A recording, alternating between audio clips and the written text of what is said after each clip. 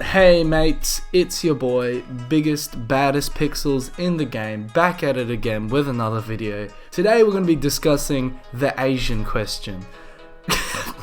If you're a long time watcher of my channel, you probably heard me bring up the academic concept of Orientalism here and there. While in the past I have succinctly explained a rough outline of the definition, I haven't really done a deep dive into its history or origin. With this video, I'm going to try my best to explain the modern usage of the word Orientalism in academic spaces, specifically in relation to East Asian culture. I'm not going to be talking about the Middle East. I'm not fucking opening that can of worms. Oil money, baby. I'm going to be talking and memeing about colonialism and all that bad shit. So anyway, if that's not your cup of tea, feel free to leave or sit this one out. Also, I fucking hate doing this in all my goddamn videos, but I have to do it because if I don't, the comments are gonna look like absolute fucking cancer. If you're going to comment and engage in the discourse about this subject, actually watch the video and listen to the video. Like, honestly, I know that you cunts haven't watched the video when the first comment is, "Oh, you call yourself a socialist, but you live under capitalism." Mate, this isn't about socialism, bro. We can do that next time. This is alright, anyway. Enough with me ranting, let's get into the nitty gritty stuff, baby. Sorry if my voice sounds weird, I'm a little bit hungover. Konnichiwa, Thomas! Yes, what does that mean? It means hello, Thomas!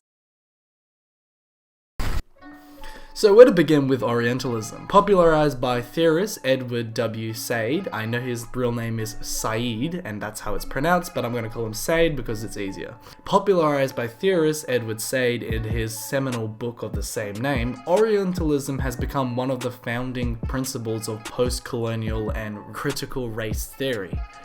Ooh, we're talking about race theory. Aren't we fucking sexy over here? Orientalism is, in a nutshell, basically the way the West perceives and thereby defines the East. How Western civilization views Eastern civilization.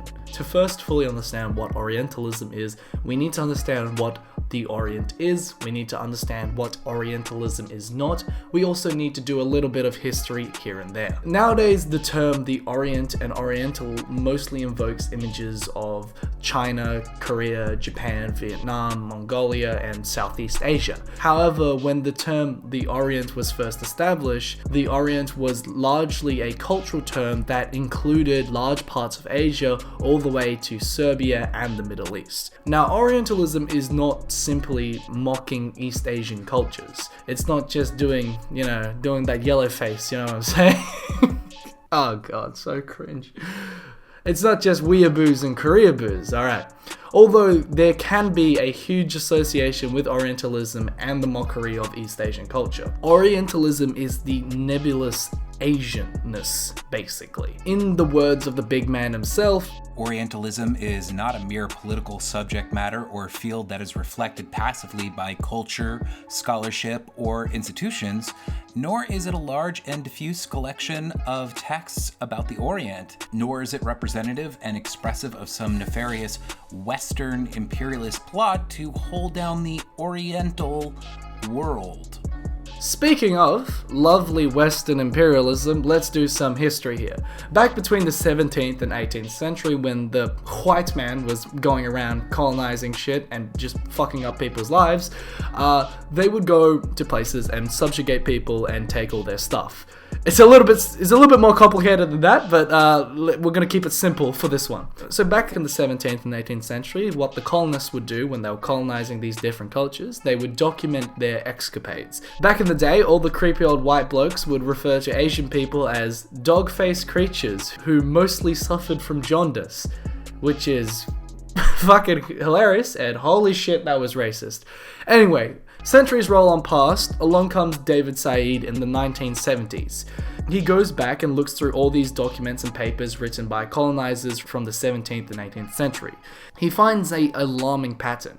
All these colonialists who speak with such authority on all these different cultures of the Orient have basically written the exact same thing about all these different cultures. It's all racist nonsense, and in his exact words, this is all racist garbage. You have all written the exact same thing. Essentially what David Said found was, from the moment of first contact, Western civilization established a unique specific relationship with Eastern civilization, one that still impacts and influences our conception of these regions today. Defined by David Said, the West is the Occident, the norm, the standard, the center, the fixed point around which the world orbits, and the East, by contrast, the Orient, the abnormal, the exotic, the foreign. The other defined specifically by its deviancy from the Occidental, the Western norm. Basically, yeah. So that's where these two terms come from, the Occident and the Orient. Who came up with these words? I have fucking no idea. Why can't they use something fucking easier to say than the fucking Occident and the Orient? Anyway, I'm going off script.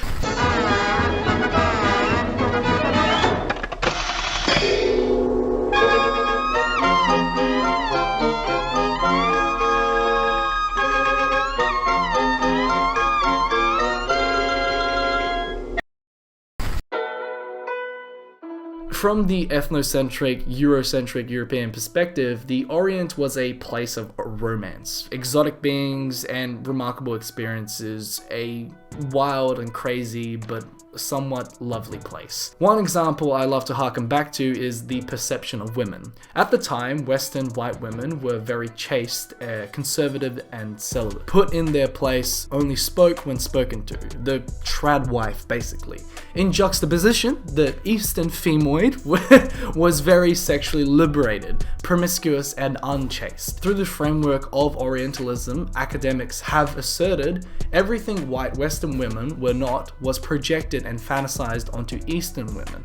And that's why we have modern social imperatives of the over-sexualized exotic Asian woman that still permeates our culture. The Orientalism of Western imperialism created social imperatives which led Eastern women to be seen and still looked at in a over-sexualized light. So, in short, basically, Orientalism is the dichotomy of fear and exoticism. The idea of seeing exotic characteristics and traits in cultures and people you want for yourself, but also the existential sense of danger in that said culture. A civilization and culture that needs to be subjugated quickly before it subjugates you. Orientalism draws upon the exaggerations of both Occidental and Oriental traits in order to create the weird Orientalist fantasy which a lot of these colonialists wrote about back in the day. Basically, the recapitulation of both Eastern and Western culture. Basically, what academics found through the framework of Orientalism was Asia was not defined by what Asia was,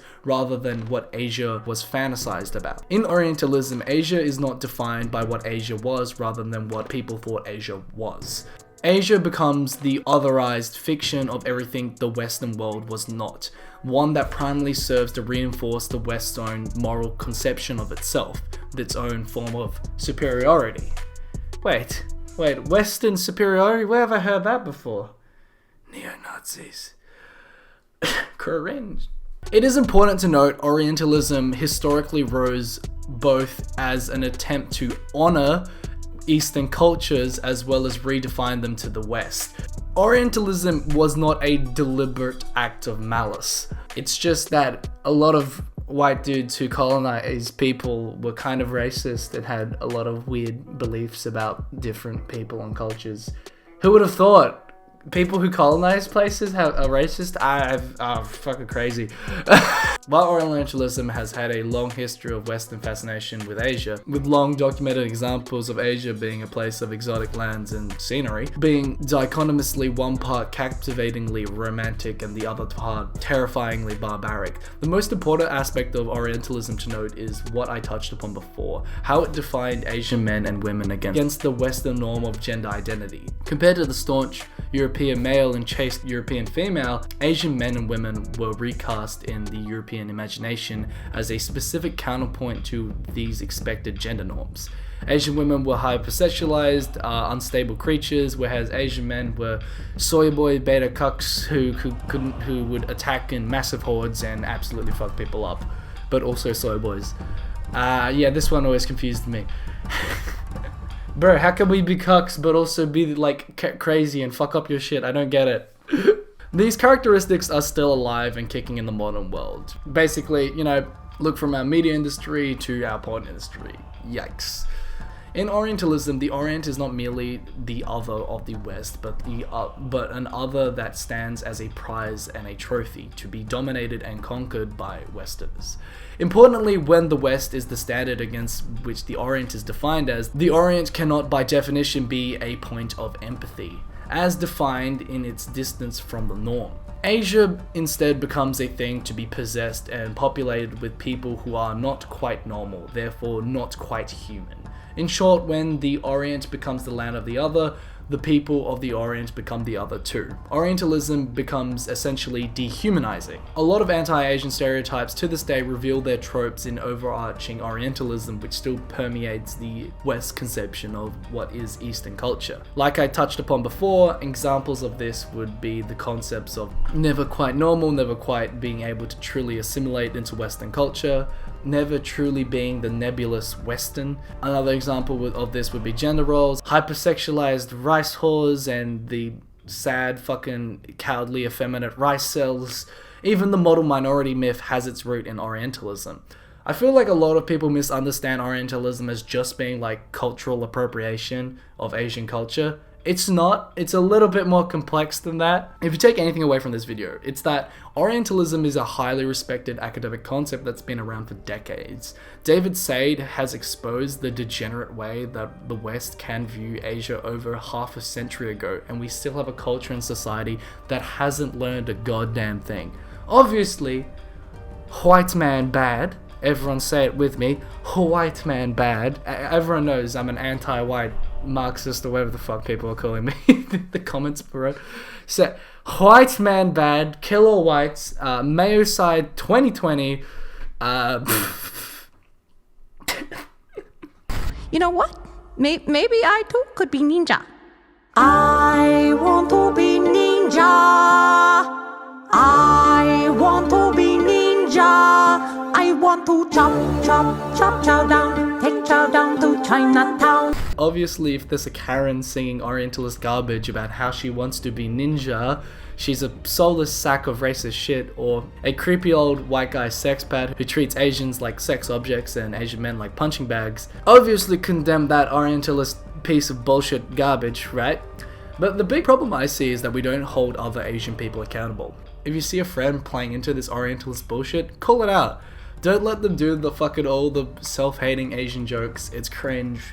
Oh, just because you're Asian doesn't mean you can't be racist to your own fucking kind. Like, actually grow up. It's so childish. Oh, look, I'm doing the Ching Chong eyes and the Ching Chong voice. But it's okay, because I'm Asian too. Hilarious, mate. So funny. You make me laugh long time. Don't be one of those Asian women who just virtue signals and then still is just another mentally colonized bedwench who is subservient to another white dude. It's cringe. So cringe. Being somewhat self-aware while doing the same shit doesn't help anyone. It's just useless. Wait a second. Useless? Right now, you're useless to me.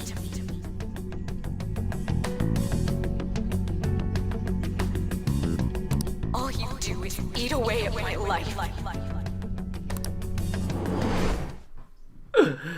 Don't be one of those Asian guys who overcompensates for their perceived lack of masculinity by wasting money on expensive bullshit and only dating like white weeaboo Stacys. It's cringe. And the great words of Jesse Lee Peterson, Beta, Asian men, you gotta overcome your mother. Okay, you gotta What the fuck does JLP say? Men have a masculine soul. And women have a feminine soul, and it's the Jews and the Marxists who are trying to stop the masculine soul. You gotta overcome your mother, that's female thinking. Asian people need to be held accountable for this bullshit as well. I know a lot of Asian people are gonna be like, well, this doesn't apply to me. It's Asian girls who are the problem, they're all sluts, or it's Asian guys who are the problem, they're all sexist, blah blah. I don't give a fuck. I don't give a fuck. I hate everyone. Everyone in this community is garbage and annoying. Two wrongs don't make a right. It's stupid. It's stupid. If you're Asian and you're watching this, just stop and think. Like, seriously, it's that fucking easy? What do my actions say about myself? Don't play into this nonsense. Don't be that guy or girl. It's insufferable. No one will like you, and you won't even like yourself. Let me just for a little bit. Everyone's so stupid. I'm so smart. It's legit how I sound in my videos. Alright, where was I? Alright, so, is Orientalism racist? Racism is not overt hatred or abuse of a people based on race. Obviously, that's a big part of it. It's not just the casual instances of race-based mockery. Racism is more fundamentally the institution that perpetrates and allows racial oppression to take place. Orientalism is the cultural framework against which tangible racism is practiced against Asian people in the Western world. In the West, especially nowadays, where we get every fucking news outlet going, China virus, Chingy Chang Chong China virus, oh, they sent COVID from the labs, we need to fucking kill every Chinese person, every Asian person as well, fucking, you know.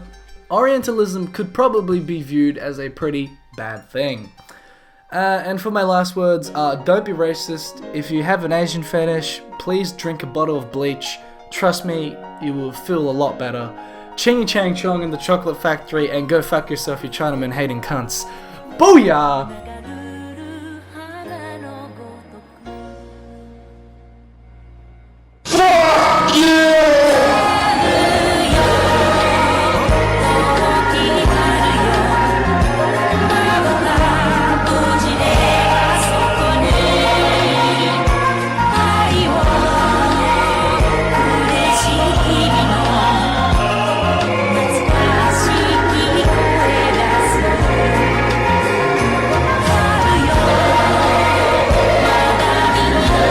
Western imperialist plot to hold down the Oriental world.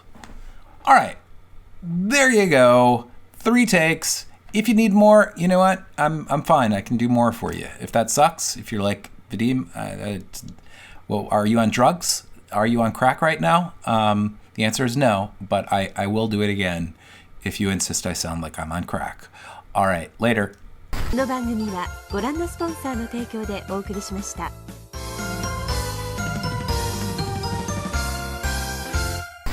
That was probably my cringiest ending ever.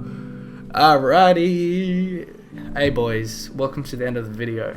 You like that? You like some of this? You like some of me talking about Orientalism? Yeah, I got some other videos about like stuff. You know, if you wanna check that shit out. I talk about Japan. Talk about rice cells, rice whores. God, I fucking hate rice whores.